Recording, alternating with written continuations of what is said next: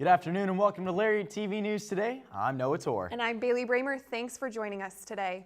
This year, Doe Lawsuit is not just fun in the sun for everyone. Baylor has filed a trademark lawsuit against an alumnus who has been using the school's copyrighted Doe logos for his own apparel. That's right. And on Thursday, District Judge Alan Albright officially ordered parties involving a Little John concert on Doe to stop using trademarked university images for events not sanctioned by Baylor. LTVN's Julia Lorenz sat down with a member of the Baylor Chamber of Commerce to hear more about how this affects the planning behind the on-campus Doe festivities. And I was just like, I'm going to trust Baylor. They're going to take care of it. And so they've been working on it. Every spring since 1932, students at Baylor have been given a day off from classes to soak up the sun with their friends and classmates for the annual event Dia del Oso. Since 1935, Chamber of Commerce has hosted this event with various activities on campus. However, this year, Baylor University has filed a trademark infringement lawsuit against Blue LLC and Umar Brima in connection with the Dia gang. They sent mass emails to Baylor students through their student email accounts promoting an off-campus Lil Jon concert and selling merchandise with Baylor trademarked logos. I mean, it's a little hard because obviously we don't have control over that, and it's more just like as long as people know that this is not like an official Baylor event, there's not necessarily so much we can do about that. We just kind of hope that they want to come back to campus and kind of see all the fun stuff we have in store instead, because that's Baylor approved, it's safe, it's fun for everybody. A few Baylor students commented on their plans for Dia and how this lawsuit will affect their festivities. I'm going to a Little John concert, but I thought it was sponsored by Baylor because they sent it to my email. I didn't know that he was coming, actually, until a little bit ago, and I didn't know that he had any problem with Baylor. I could see where the problem would arise through using their day, using Dia also. Blue and Umar declined to comment on camera. However, in an interview with a Lariat reporter, Brima said, "My biggest thing has been to try and foster a safe environment for students to have fun and party in." Despite the difficulties with the concert, the event will still occur, but in no way is it affiliated with Baylor. For Lariat TV News, I'm Julia Lorenz. A former member of Baylor's equestrian team, referred to as Jane Doe, has filed a civil lawsuit claiming her sexual assault allegations were not handled properly under Title IX. She reported these allegations more than a year ago. Baylor denied these claims and insisted it followed the correct procedures after Doe filed a lawsuit against the school last Wednesday. Doe claimed that she was assaulted on November 11, 2017 by two football players and a third player who taped and shared the assault. Though Baylor claims interim measures were coordinated by the Title IX office to limit contact between involved parties, Doe says the football players were allowed to attend tutoring sessions in the dining facility at the same time as her. A second equestrian team member was found guilty of sexual exploitation and retaliation against Jane Doe and was barred from returning to the university. The student who videotaped the incident was banned from campus, and one of the students who allegedly assaulted Doe was expelled, while the other football player was found not to have violated Baylor's sexual misconduct policies. The plaintiff had said she wanted a jury trial, and a McLennan County grand jury reviewed the case for two of the football players and determined there was not enough evidence for a criminal trial. One Baylor tradition came to a close on Monday. Miller Memorial Chapel closed and is being refitted to use as temporary office spaces after serving many Bears since 1954. The chapel was located in the Tidwell Bible Building, and this repurposing is a part of Baylor's Give Light campaign. One organization that has been meeting in there for decades was the Baylor Religious Hour Choir. The members gathered with BRH alumni for a special service to recognize their time. BRH was founded in 1948, and they began rehearsing in Miller Chapel in the 70s. Controversy has struck campus this week as Matt Walsh, a conservative blogger, is scheduled to speak next week about the war on reality, why the left has set out to redefine life, gender, and marriage. This speech is being hosted by Baylor Young Americans for Freedom. While some are excited about Walsh's appearance, others are concerned. Some students organized a petition against Walsh, coming to Baylor calling it harmful hate speech toward all LGBTQ students, alumni, and future students. The petition has over 2,000 signatures. A counter petition was created to support Walsh and freedom of speech. This petition has over 2,500 signatures. Despite all the commotion around Walsh, he is still scheduled to speak on April 9th.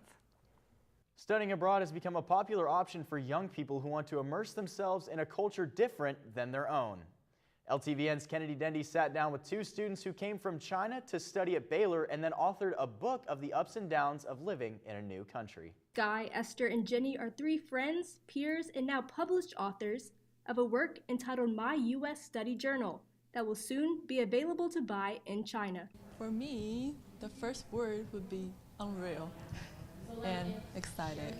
After 2 years of drafting, writing, and designing, their plans have finally become a reality. When I first know this opportunity, I was just really excited that I can share my experience here in Baylor as international students to the people who are still trying to apply to school in the States. The book helps students apply to schools abroad and also includes personal experiences about life as an international student in the United States. For me, as a worker at Baylor International Admissions, I really want more students know, especially from my home country, to know how Baylor is a good school and Baylor is amazing. I really want to serve as a connector for the students on campus here and the students back in China who still want to achieve their dream to study abroad. Students from around 40 different states in the U.S. were interviewed for this book, with a variety of both shared and unique campus experiences. For example, in HEB, you need to swipe the card by yourself, but actually back in China, you always hand the card to the cashier and they will swipe it and give you the amount of money. Some of the biggest online Chinese bookstores will sell this study abroad journal. The stories that we share and the pictures that we actually showed in the book, people can actually see it and to know what they're gonna face and what they need to experience, what they will be faced on campus in their college life. For Lariat TV News, I'm Kennedy Dendy. On Wednesday, the Lariat released a special edition of its newspaper focused on how life has changed since the 90s. We've got an in-depth look at how fashion from this era is making a comeback and more right after the break. The best and brightest are drawn to Baylor, where those from many backgrounds with many talents shine together before casting their light outward to illuminate the world. Through transformational learning opportunities that are grounded in Christian faith and service, and research that impacts lives and communities. Baylor University, a place where lights shine bright. Every year at Baylor, students and faculty mark out a day on their calendars for a special holiday known as Dia del Oso. It's a time of year that we all love, but how did it all start? LTVN's Emma Witt did some digging on the history of this day and what this 70-year holiday has meant for current and former students. It's a university known for having many different traditions, one of the most beloved being Dia del Oso. It's easy to understand why students look forward to this day focused on fun and relaxation, but where does it come from and why do we have it? Baylor tour guide Amy Grawley explains the history behind the tradition and how it developed. Dia del Oso stands for Day of the Bear, so that was actually a Baylor tradition. It was founded in 1932, and Baylor just said it was a way to bring smiles to campus, just having that day without classes to do. I know there's always something every year that's unique. I've heard rumors about swimming with otters this year, so look forward to that. But it's just a good time for Baylor students to kind of de-stress and have a good day. Even though the events may change, there's one thing about the day that remains constant. Baylor's kind of had the same mission across the years to just make sure that Baylor students can have a day off kind of before finals start and get everyone happy and ready to go. Baylor's Chamber of Commerce took over planning Dia del Oso in 1935. Their Dia del Oso chair, Michaela Jordan, shares why she believes students remain so excited about the day throughout generations. Because it's a day that Baylor gives us. And it's not like we're not asking for it, we're not really kind of pushing for it. They're like, oh, hey, this is still something we want to do for you guys. So I think it just kind of really represents how much Baylor cares about us, and then in turn how much we care about Baylor. For the Lariat TV News, I'm Emma Witt. Former El Paso Congressman Beto O'Rourke officially launched his campaign for the 2020 presidential election last Saturday. In the first 24 hours of his public campaign announcement, he broke the record for the most donations in a 24-hour period with the 2020 presidential field with $6.1 million. O'Rourke has a strong support system in Waco and even spoke at Common Grounds during his Senate campaign. Houston senior Hannah C.A. described the Senate campaign as full of energy, and she said that she is honored to have the opportunity to be a part of his presidential campaign. 90s fashion has made a comeback with brands such as Fila and Champion becoming popular options for Gen Zs around the world. LTVN's Kennedy Dendy spoke with Baylor students about this trend and how they incorporate their own style with a 90s twist. Graphic tees, denim, oversized fits, and of course, the flannels. 90s fashion remains an admired trend amongst many to this day. Baylor students showed off their 90s looks and shared why they feel this trend is still very much alive. Black baggy jeans, yellow tube top, and my dad's old jacket. I also had this jacket that I got at Goodwill. This is $5, very nice. And I also have on a Nirvana shirt. My favorite denim jacket, I'm wearing some high-waisted jeans that I got from a thrift shop in London. And then the top half of a tracksuit that I have that's like super comfy. My favorite Selena shirt, I have about 6 of them. I'm a big Selena fan. I'm wearing some Topshop mom jeans and a flannel from Forever 21 and my black Vans. A lot of like teenagers, like people my age are, like looking at Fresh Prince of Bel-Air and like, oh, I'm trying to be like that or whatever. So I feel like that type of style is very indicative to like the lifestyle that some people live. And so like 90s fashion is very like laid back and very chill and very like cool, I guess. Honestly, I think it's a good comeback. It's a nice little trend that we're having right now. Is it my favorite? No, because there's a lot of people who kind of like take it too far and try and prove a point. But, I mean, hey, is it here to stay? I honestly have no idea. Hope it does. Hope it doesn't at the same time. Who knows? I think, honestly, the love of music is making 90s fashion a comeback. Mostly flannels are always in style, and that's a big 90s thing. For Lariat TV News, I'm Kennedy Dendy. A new social media app was launched earlier this week by Baylor students. It's called Friends, and it's got a new twist to the old-fashioned social media. The goal of Friends is to help users make connections and form genuine relationships. They don't use an algorithm like most apps today, and instead focus on linking people through their friends network. Baton Rouge senior Hunter Freeman said he didn't want to create another app with an impersonal algorithm. He wanted to put the power back in your hands as you dictate who you are friends with. Friends is available on the App Store and is free to download. For most Baylor students, lifetime fitness classes are a requirement, but many don't know about this super helpful option. Self-Defense with Lance and Mindy Yeager is a class you might not want to pass up, and LTVN's Grace Smith got in on the action and captured the Yeagers' passion for self-defense. So I hip escaped, and I have room to... As Baylor students begin class registration for the fall, Self-Defense with Lance and Mindy Yeager is a great way to knock out the university lifetime fitness requirements. They own a jiu-jitsu gym here in Waco, so they kind of incorporate jiu-jitsu into their self-defense methods. And being in that class, I feel like I can really defend myself. Like I'm more aware in certain situations. They kind of make me feel like I'm stronger than what I actually am. So it's given me more confidence whenever I might be in like a scary situation. I feel like I definitely kind of have the upper hand knowing everything that I've been taught so far. This couple's love for jiu-jitsu and teaching self-defense to Baylor students is surely evident as they explain their goals behind it all. Every day I'm trying to be a better version of myself. That's what it means to practice the martial arts, and I've realized like how much growth I've come into. I want to share that. I want to bring jiu-jitsu awareness to girls and let them feel empowered. I want other people to realize that it's inside of them and all they have to do is work hard at it. Even I had to get in on a little jiu-jitsu action for myself. Learning from the Yeagers is something you do not want to miss.